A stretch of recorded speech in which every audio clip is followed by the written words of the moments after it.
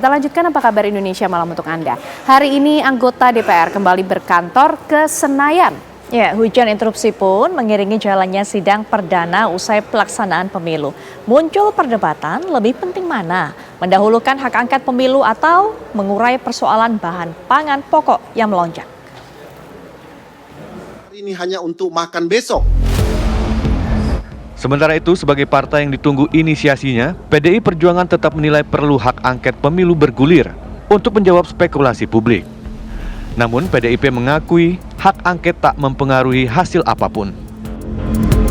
Usulan hak angket, silahkan itu menjadi kajian usulan kawan-kawan DPR untuk digulirkan menjadi suatu mekanisme di dalam fungsi pengawasan. Tidak ada urusan angket dengan pemakzulan. Angket hanya bagaimana melihat beberapa kementerian yang melakukan fungsi-fungsi kerjanya untuk fungsi elektoral.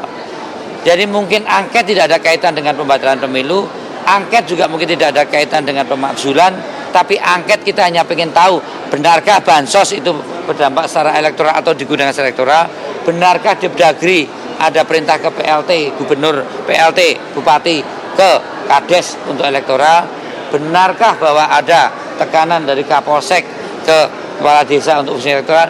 Hanya itu, dan pemerintah pun juga bisa menjawab dengan baik. Ketua Umum Partai Golkar Airlangga Hartarto menyatakan secara realistis hasil pemilu menghasilkan kemenangan tinggi untuk Prabowo Gibran. Jadi logika untuk memaksakan hak angket kurang tepat. Hak angket kan kita harus melihat juga logikanya, apa yang ingin dicapai dengan hak angket. Tetapi kalau kita lihat kan kita harus realistis bahwa pemilu ini kan kalau istilahnya landslide, jadi kemenangannya tuh tinggi. Terus kedua, partai politik kan juga menerima hasil pemilu legislatif. Jadi artinya kita harus jelas, dan 8% itu setara dengan 16 juta. Jadi kalau mau diteliti 16 juta itu sangat masif, sehingga logika untuk tetap memaksakan itu sebetulnya kurang tepat. Mantan Menko Polhukam Mahfud MD juga mengakui hak angket dan hasil pemilu adalah hal berbeda. Apapun hasil putusan angket DPR tak akan mengubah hasil pemilu 2024.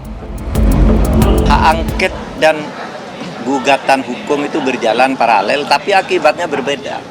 Hak angket itu apapun hasilnya, kapanpun diputuskan, itu tidak akan berpengaruh pada pemilu, hasil pemilu. Nah, hasil pemilu itu ditentukan oleh MK nantinya, gitu, oleh KPU hasil. Lalu kalau ada gugatan kan, kalau tidak ada ya sudah, itu tidak ada kaitannya dengan angket. Nah, angket itu adalah implementasi kebijakan. Implementasi undang-undang di dalam kebijakan itu diperiksa apakah ini udah benar sesuai perintah undang-undang. Misalnya begini, itu undang-undang APBN tahun 2024 disahkan pada tanggal 16 Oktober ya. Titik. Lalu pada bulan Desember ada perintah tambahan bansos tanpa mengubah undang-undang. Itu bisa diangket. Uangnya dari mana, ngalihkannya dari mana. Ada lagi istilah bansos hibah. Bansos hibah itu dari siapa? Itu harus dicatat kalau negara yang membagikan. Kalau enggak, wah, timbul pertanyaan.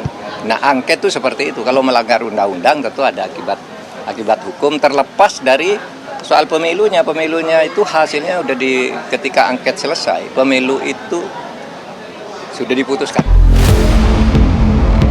Apakah hak angket pemilu akan bergulir? Jika usulan ini dinilai salah alamat bila ditujukan untuk mengubah hasil Pilpres dan Pileg. Instrumen yang itu adalah salah kamar, karena jalurnya tidak itu. Kalau hak angket mau digunakan untuk membatalkan hasil pemilu, sama sekali salah kamar. Karena hak angket ini tidak bisa membatalkan hasil pemilu, gitu ya. Karena itu undang-undangnya udah beda. Hak pemilu itu diatur dengan undang-undang pemilu di mana kalau ada orang berkeberatan atau tidak puas dengan hasil pemilu, dia bisa menggunakan haknya melalui Mahkamah Konstitusi. Ya kan?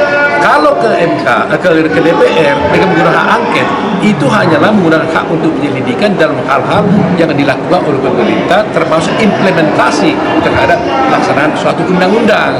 Tapi kalau pemilu kaitannya tidak ada ke hak angket, itu harus ke MK. Nah, kalau mereka mengajukan ke MK, itu jalur hukumnya, ya tentunya kita juga siap menghadapinya. Ya.